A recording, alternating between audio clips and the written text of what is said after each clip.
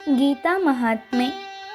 ವಿದ್ಯಾ ವಿನಯ ಸಂಪನ್ನೆ ಬ್ರಾಹ್ಮಣೇ ಗವಿಹಸ್ತಿನಿ ಶುನಿ ಚೈವ ಶ್ವಪಾಕೆ ಚ ಪಂಡಿತಾಃ ಸಮದರ್ಶಿನಃ.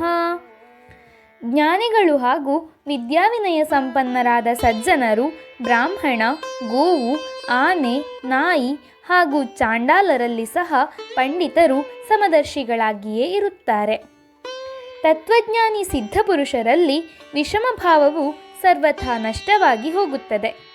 ಅವರ ದೃಷ್ಟಿಯಲ್ಲಿ ಓರ್ವ ಸಚ್ಚಿದಾನಂದ ಘನ ಪರಬ್ರಹ್ಮ ಪರಮಾತ್ಮನಿಂದ ಬೇರೆಯಾದ ಅಸ್ತಿತ್ವವು ಉಳಿಯುವುದಿಲ್ಲ. ಹೀಗಾಗಿ ಅವರಲ್ಲಿ ಸರ್ವತ್ರ ಸಮಭಾವ ಉಂಟಾಗುತ್ತದೆ. ಮಾನವರಲ್ಲಿ ಉತ್ತಮನು ಬ್ರಾಹ್ಮಣ, ನೀಚರಲ್ಲಿ ನೀಚನು ಚಾಂಡಾಲ, ಪಶುಗಳಲ್ಲಿ ಉತ್ತಮ ಹಸು, ಮಧ್ಯಮ ಆನೆ ಮತ್ತು ಅತಿ ನೀಚ ಪ್ರಾಣಿ ನಾಯಿ. ಆದರೆ ಅವೆಲ್ಲದರ ಆತ್ಮವು ಪರಮಾತ್ಮನ ಅಂಶವೇ ಆಗಿದೆ.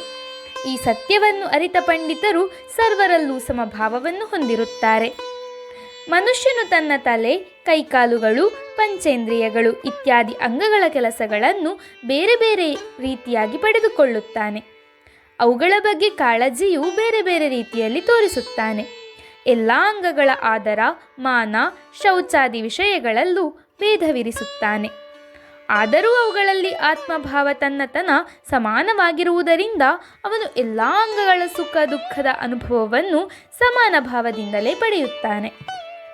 ಹಾಗೆಯೇ ತತ್ವಜ್ಞಾನಿ ಮಹಾಪುರುಷರಲ್ಲಿ ಸರ್ವತ್ರ ಬ್ರಹ್ಮದೃಷ್ಟಿಯುಂಟಾದ ಕಾರಣ ಲೋಕದೃಷ್ಟಿಯಿಂದ ವ್ಯವಹಾರದಲ್ಲಿ ಯಥಾಯೋಗ್ಯ ಭೇದವಿದ್ದರೂ ಕೂಡ ಅವನ ಆತ್ಮಭಾವವು ಮತ್ತು ಪ್ರೇಮವು ಸರ್ವತ್ರ ಸಮವಾಗಿರುತ್ತದೆ.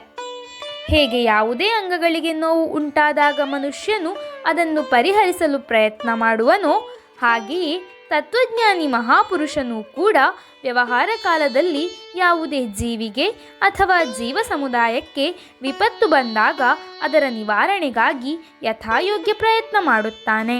ಹರಿ ಓಂ.